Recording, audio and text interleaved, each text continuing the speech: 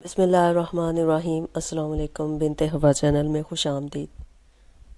Video کے آغاز سے پہلے ایک بار درود پاک پڑھ کر حضور نبی کریم خاتم النبیین حضرت محمد صلی اللہ علیہ وآلہ وسلم کی خدمت میں درود پاک کا تحفہ پیش کریں گے تاکہ آخرت میں ہمارے لیے ہماری نجات کا سبب بن سکے۔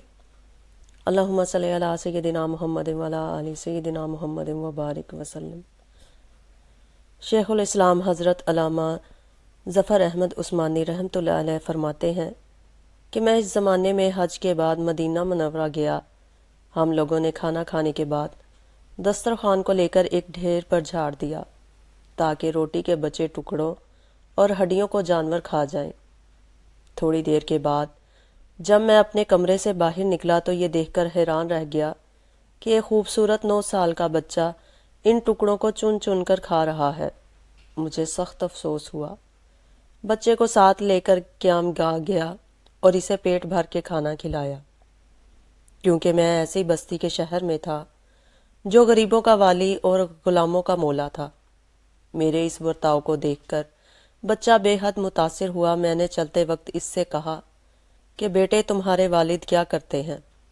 اس نے کہا میں یتیم ہوں۔ میں نے کہا بیٹے میرے ساتھ ہندوستان چلو گے، وہاں میں تم کو اچھے اچھے کھانے کھلاؤں گا، عمدہ عمدہ کپڑے پہناؤں گا، اپنے مدرسے میں تعلیم دوں گا۔ جب تم عالم فاضل ہو جاؤ گے تو میں خود تم کو یہاں لے کر آؤں گا اور تمہیں تمہاری والدہ کے سپرد کر دوں گا۔ تم جاؤ، اپنی والدہ سے اجازت لے کر آؤ۔ لڑکا بہت خوش ہوا اور اچھلتا کودتا اپنی والدہ کے پاس پہنچ گیا۔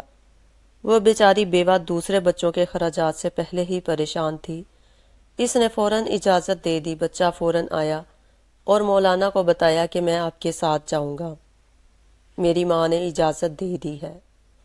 پھر پوچھنے لگا کہ آپ کے شہر میں چنے ملتے ہیں؟ مولانا عثمانی رحمۃ اللہ علیہ فرماتے ہیں کہ یہ ساری چیزیں وافر مقدار میں تمہیں ملیں گی۔ مولانا کا بیان ہے کہ میری انگلی پکڑے پکڑے مسجد نبوی میں وہ میرے ساتھ آیا اور ٹھٹک کر رہ گیا۔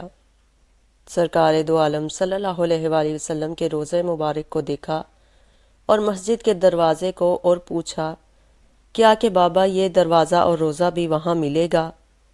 میں نے اس سے کہا کہ بیٹا اگر یہ وہاں مل جاتا تو میں یہاں کیوں آتا؟ لڑکے کے چہرے کا رنگ بدل گیا۔ میری انگلی چھوڑ دی۔ بابا تم جاؤ، اگر یہ نہیں ملے گا تو میں ہرگز ہرگز اس دروازے کو چھوڑ کر نہیں جاؤں گا۔ بھوکا رہوں گا، پیاسا رہوں گا، اس دروازے کو دیکھ کر اپنی بھوک اور پیاس بجھاتا رہوں گا جس طرح آج بجھاتا رہا ہوں۔ یہ کہہ کر بچہ رونے لگا اور اس کے عشق کو دیکھ کر میں بھی رونے لگ گیا۔